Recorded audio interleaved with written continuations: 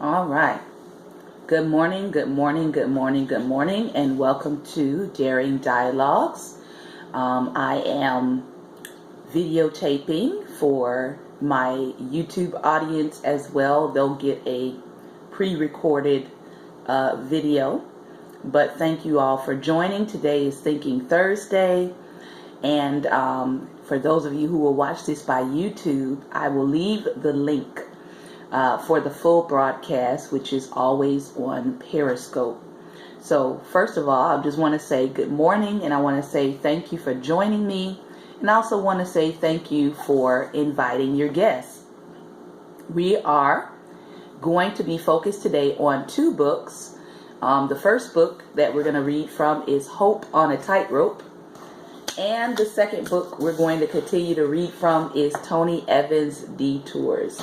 I have been really enjoying, good morning, I've really been enjoying the insights that Tony Evans has been giving in the book Detours. And as I was reading his insights, I was also getting some insights as well. So I will share those with you today. For our news, we are actually not going to do a news brief today. If you would like to see what we have pulled for the latest news within the last 8 to 10 hours, you can go to our Facebook page, Daring Dialogues, and there is plenty of news there you can use with everything from Black History accomplishments for this month. As we're finding them out, we're actually sharing them on our Daring Dialogues page. So if you want to find out some little known facts, if you want to find out about living Black history, you can check out our Facebook page, Daring Dialogues, as well as finding out what is continually happening in the realm of policy and with our current president. Those articles are also located there on our Facebook page, Daring Dialogues.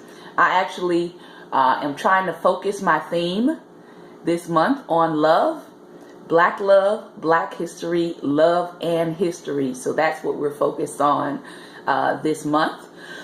Excuse me. And so you might see me wearing lots of paraphernalia that has that theme centered around it. If you're interested in having any of your products shared or advertised on Daring Dialogues, feel free to contact me at the email listed in the bio. All right, so let's get to rolling. Hope on a Tightrope. I don't know about you, but this is a season where it is necessary to shore up your hope. It is necessary to shore up your hope. And what do I mean by that? It is necessary to make sure that your hope is not in our world systems. Why? Because we know that these systems are going to pass away. They're not going to be with us all the time, right? They are going to pass away. Whether it's a leader that we admire or we appreciate, they will pass away at some point in time. So we need to make sure that our hope is not built in the material, but that our hope is built in the eternal. And I know there's going to be people that watch this video that don't necessarily believe in the eternal, but guess what? The eternal believes in you, because everybody is going somewhere, whether you believe it or not. So you have the choice, you have the opportunity while you're in this life to prepare your life for where you are going to go. So as we're talking about Thinking Thursday, I want to go to Cornell's section here on philosophy. And he says a couple of different things here. And of course, we know that Cornell is one of the leading intellectual and thinking minds of the 20th and 21st century for Black America. If you haven't heard of him, I would suggest that you do a little study on him. And he's an educator and philosopher, and he is a 1943 class student from Princeton University. He is known as one of America's most gifted and important public intellectuals. He is the author of contemporary classic Race Matters, which changed the course of America's dialogue on race and justice. He's also written a memoir called Brother West, Living and Loving Out Loud.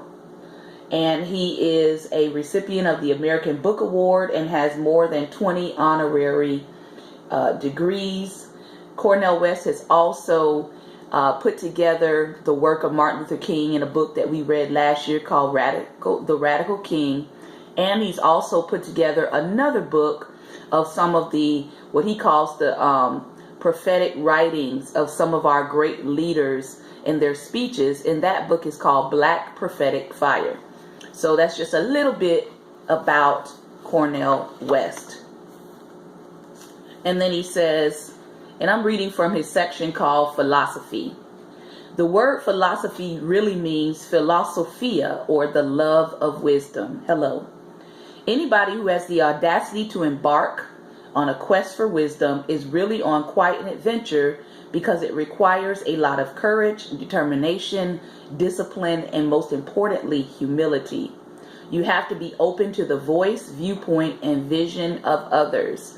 And I like to say you have to be open to the voice, viewpoint, and vision of God above all others. And then he talks about this issue of something that I didn't realize was a philosophical concept, but it's something that I very much believe in, especially when it comes to thought, especially when it comes to thinking and processing life. All right. So it's called, he says, anytime you surrender a prejudice or give up a presupposition, that's a certain death. To learn how to die in this way is to learn how to live. Paideia, which is P-A-I-D-E-I-A, that's going to be our word for the day. Paideia, P-A-I-D-E-I-A. You can check in my bio to see who I am. Paideia means deep education. Learning how to die to live more intensely, critically, and abundantly. Because when you die, you give up certain assumptions and presuppositions to be reborn to a higher level of maturity. And so one of the things that he's kind of saying here is that mature people learn how to continually die to their old thought life, to their old presuppositions, right? To their old prejudices, and they're willing to give that up for something new in order to mature. He says, falling in love, like falling in love, the old self dies, the new self emerges and merges into another self, grounded by the gift of grace. Paideia is the death that signifies rebirth. When I went to Harvard, I had to be willing to die in order to emerge stronger, more courageous, perhaps more decent. Because in the end, love is the force that transcends death. All the rest is sounding brass and tinkling cymbals. So right now, we're talking about this ability to develop yourself in a deep way, in a deep thought, having a deep education and a maturity in your thinking process. All right. So he's saying that in order to mature, you've got to learn how to give up certain assumptions and presuppositions to be reborn into a higher level of maturity. And as I was reading this, I thought about the example of when you're a child, right? You tend to think about, or you are told about, here's some, the Tooth Fairy, the Easter Bunny, right? And Santa Claus. By the time, hopefully, by the time you get to be maybe 18, I mean, I've seen some people a little older than that still believe in those. But by the time you get to be 18, right, your knowledge or your wisdom base has matured, and you've been willing to give up certain prejudices, certain ideas, certain things that have been told to you, so that you can receive the fact that these things are not real, right?